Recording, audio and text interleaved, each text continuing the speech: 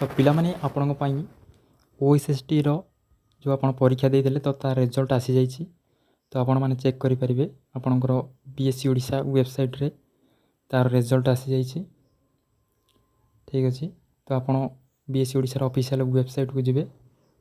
तो वेबसाइट को आसिया परे आपणकर एटार रहिछि OSST एग्जाम रिजल्ट 2024। तो एटार आपण क्लिक करिवे। क्लिक करबा परे